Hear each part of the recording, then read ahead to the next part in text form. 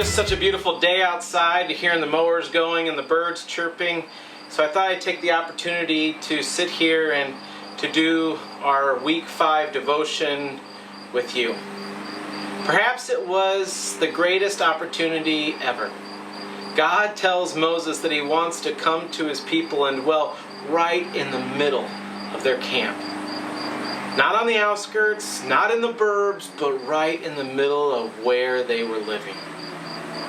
You might wonder, what preparations would a people need to make for God to live in their midst? Would it be like getting ready for a weekend guest or someone special coming over for dinner?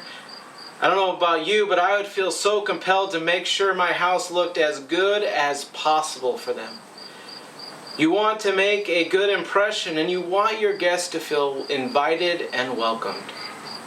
You see, God anticipated the question and told Moses what needed to be done in place for his coming. First, he wanted to be close to his people. But there was a problem. There was this thing called sin that created a breach between them. So God prepared Moses with instructions about the practice of sacrificing and offering and covering for the people's indiscretions before the holy God. You see, sin is serious and not to be taken lightly, and the sacrifice of an unblemished animal was necessary to give the people a picture of sin.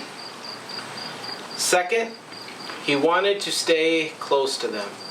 Moses was given the blueprints for the building of a tabernacle.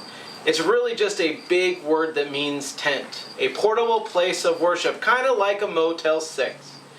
He wanted to camp out right in the middle of where they were camping. God wanted to be close to his people. But he also wanted them to be close to one another. So he declared a third thing to get ready. He gave them the 10 commandments concerning relationships.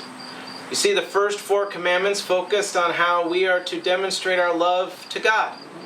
The second 6 commandments are how we are to love one another. In seeing these relationships of love, it was God's desire that people would come to know him too. Jesus said the same thing in John chapter 34. A new commandment I give to you, that you love one another. But by this, all men will know that they are my disciples, if you have loved for each other. You see, God gave the Israelites guidelines so that when they sought to live by them, other nations would see them as different and know that they were God's people. God gave us Jesus so that when we live like him, others will know that we are his people. For those who know him, God took care of our sins through the sacrifice of Jesus. He now tabernacles in the hearts of those who have drawn near to him. Could it be then that the degree to which we are obedient to him in this command to love each other is the degree of his presence we will find among us?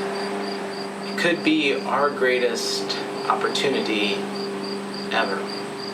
Again, I want to thank you for following along with these devotions each week, and I hope that we can continue to do these weekly, and maybe we'll change up the scenery even more.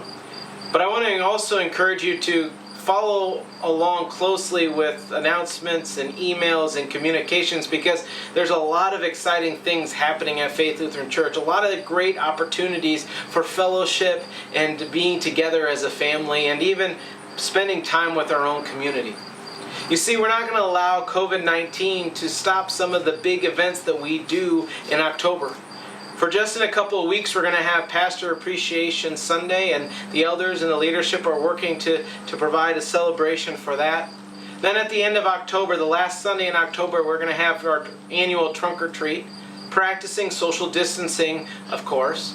And then the ladies are working hard to put together a harvest dinner that is more of a drive-through style of dinner. Unfortunately, we would love to gather all of you in our space here at church, but just feel at this time that it's safer just to do it through the means of drive-through, but we're excited that we can still provide all the fixings for that harvest dinner.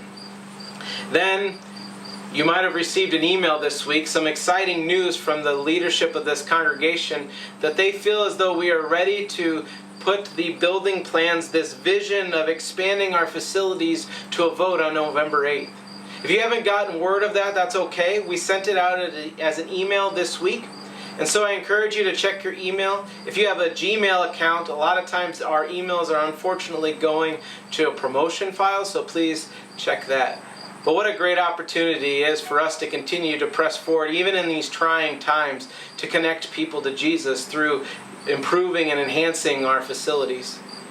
I hope that you join us as we continue to worship here in this place, either in person or online. And I hope that you too, like me, are enjoying our walk through the story. And I look forward to sharing with you another devotion next week on chapter 6. Go in peace and serve the Lord. Have a great rest of your day.